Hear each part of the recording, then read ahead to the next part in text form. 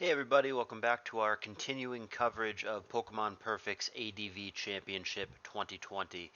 This is once again the round of 8, and these are two SPL experienced ADVers, one of the best players of yesteryear, Astamatitos. I mean, he's still one of the best players, obviously, but I meant that he hasn't played ADV and SPL in a number of years at this point.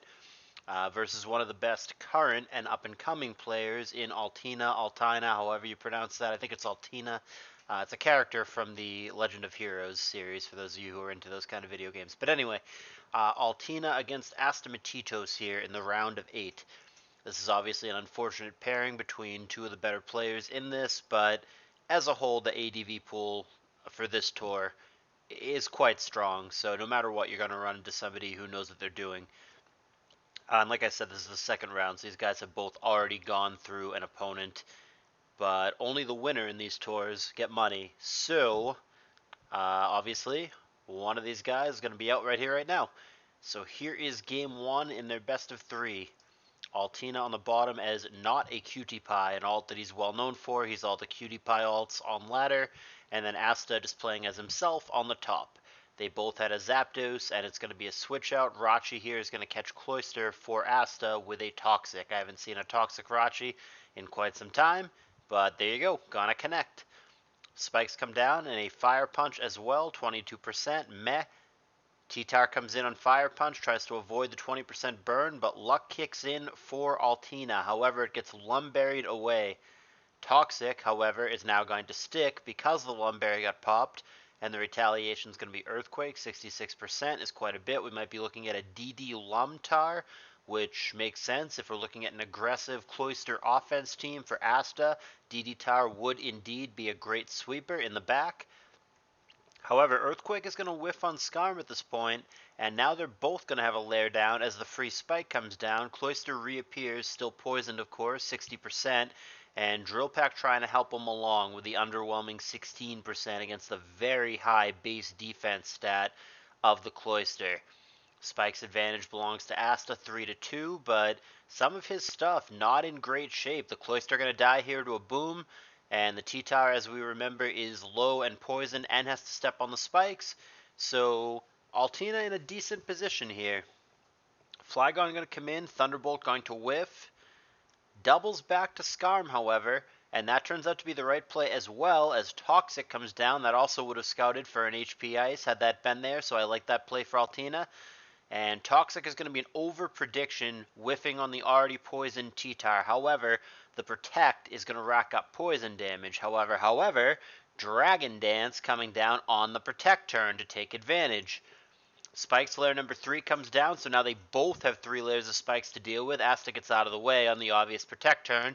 Might as well keep that T-Tar as fodder for later. Might come in handy. But it is now effectively a 6-4 Pokemon advantage for Altina. However, he has not shown a great answer to this Zapdos, especially if it does in fact have HP Ice. We don't know that yet. We have seen Toxic that Flygon wouldn't be happy about. And it's going to be a Rock Slide and a Flinch, so Altina inching further ahead with that fortunate flinch. Now Swampert comes in, that obviously does not care about Rock Slide, 13% is whatever. He's got lefties, so we're not looking at an Endeavor Pert or anything like that, and he does go for the Ice Beam, which obviously the Flygon is 4x weak to and would not appreciate. Follow-up Ice Beam going to connect with Rachi. That's very low after stepping on spikes. Going to hit Pert with Toxic on the way out. And there's EQ to get Asta on the board. Brings us to a 5-5, air quotes, but essentially a 5-4 because the T-Tar for Asta is dead the next time it reappears. And now the Swampert for Asta is dead as well. So this is really starting to heavily go Altina's way. Here's T-Tar. That comes into Rock Slide. Aerodactyl for Asta is definitely dangerous here. Does have the ability to clean up, as Aerodactyl so often does. Flygon going to be the answer here when he's locked on Rock Slide, because why not? Asta chooses this moment to fodder off his T-Tar. He gets his own Flygon in, and he flings a Toxic at his counterpart. Here's Skarm, and that will be immediately met with a Flamethrower. Pretty hefty one at that, at 48%. Even after Protect, he has absolutely zero chance to survive another Flamethrower from that HP. So out of the way he goes, back to the lead Zapdos with a critical hit that actually does a decent chunk as well at 59%. So Asta gaining a little bit of ground, but clearly still behind.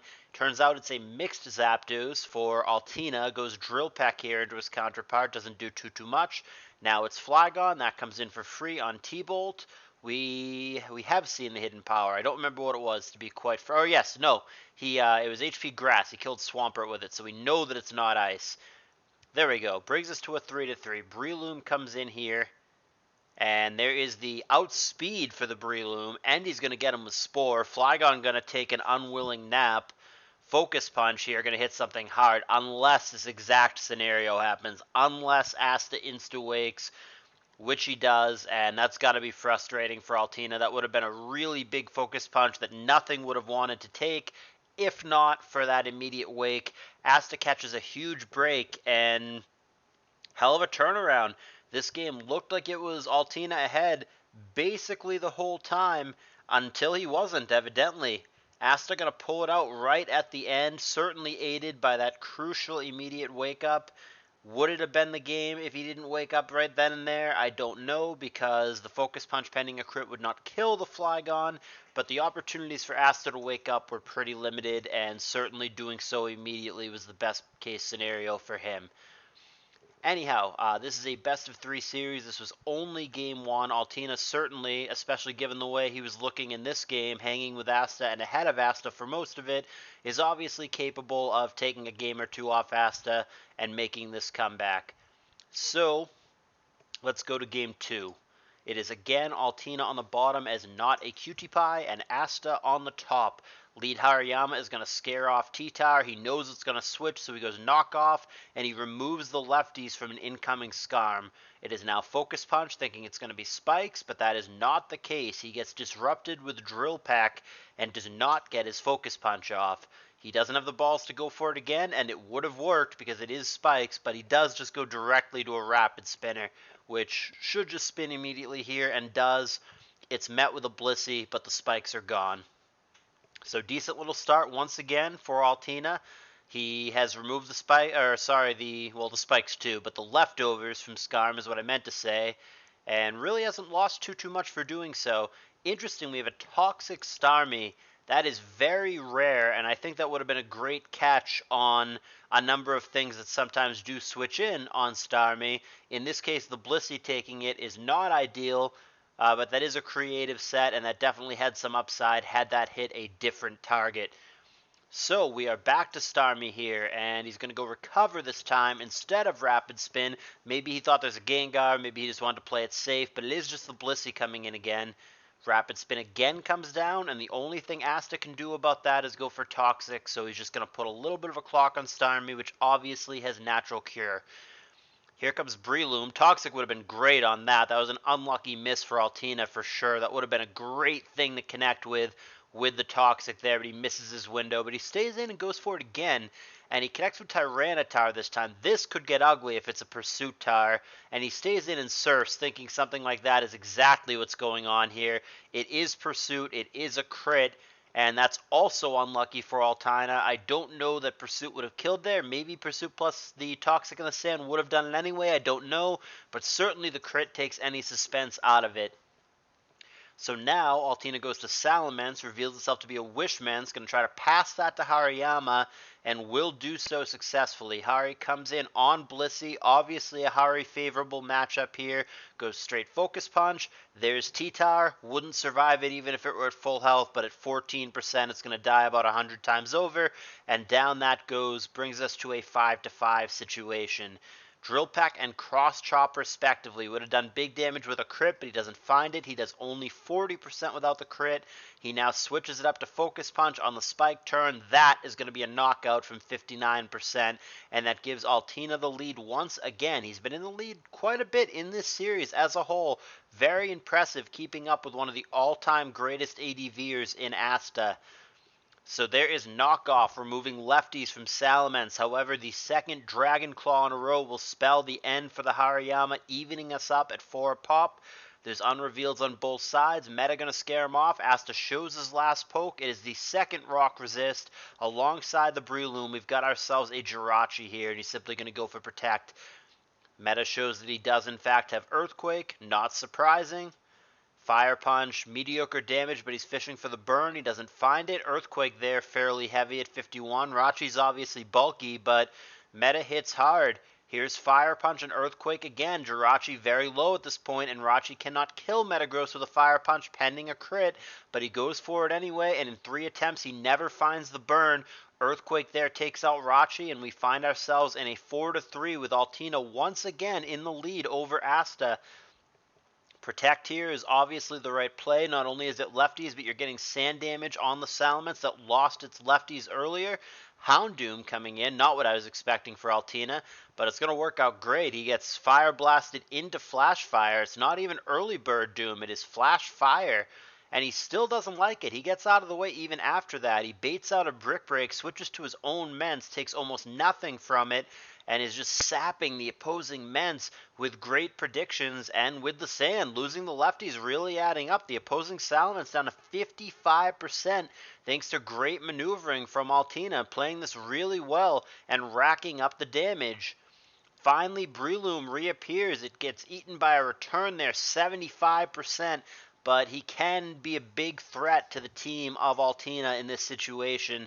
Salamence comes in, that's going to be the Spore target. Intimidate definitely matters here, especially if the Breloom starts to just focus punch or do whatever he's going to do.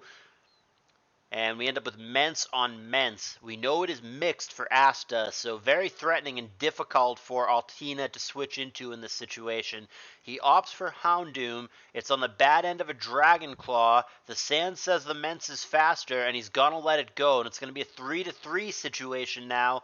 Lax trying to survive a Brick Break from 54%, and he will. And there's the return for retaliation and the kill. Altina again takes the lead.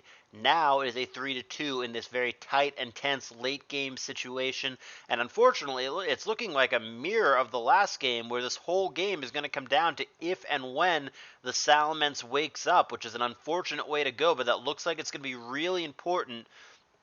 Altina doubles back, gets the meta in on the Bliss. This is a crucial turn.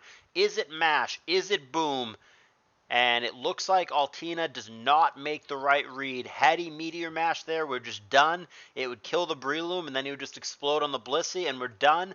But Altina loses the critical 50-50 and is now in trouble. I don't believe the Salamence has a good chance to beat the Bliss.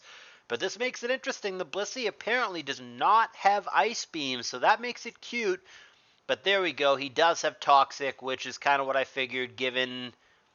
Or we already saw the Toxic, but yeah, I don't know why I blinked there, but we already saw the Toxic, so I guess he needed a miss. He doesn't have Ice Beam, so it gave him like more than 0 chance, and sometimes Wishman's does carry HP flying or physical moves or whatever, but evidently this one does not, and it's not going to be good enough. The Blissey should be able to comfortably stall it out. But really the whole game came down to that crucial 50-50 turn with the Metagross staring down the Blissey. Had the Metagross clicked Meteor Mash or Earthquake on that turn and killed the Breloom, Altina would simply win the game because he would have the Meta outspeeding the Bliss, he would explode, and that would be that, and we'd be headed to a Game 3. But he was not able to make that prediction, and Asta does win 2-0, but that really does not tell anything near the whole story as to just how close this series really was. Altina, I felt, was ahead in both games at various points and had a really good chance. This easily could have been 2-0 the other way. Asta's just that damn good and finds ways to pull out games. Total credit to Asta where it's due, but Altina looking very strong, and like I said, I easily could have won either or both of these games. Not sure how Asta pulled it out, but Altina was ahead for a good portion of this series. Nevertheless, Altina definitely deserves credit, but only the result is what matters. Asta's going to win here. He's going to be in the round of 4, and he's going to be that much closer to winning the tour, winning the trophy, and winning the cash. So stay tuned for more coverage of the Pokemon Perfect ADV 2020 Championship. And of course, I have Permasand Invitational content coming up as well. Stay tuned for that. Thumbs up if you liked the video. I will see you guys in a moment.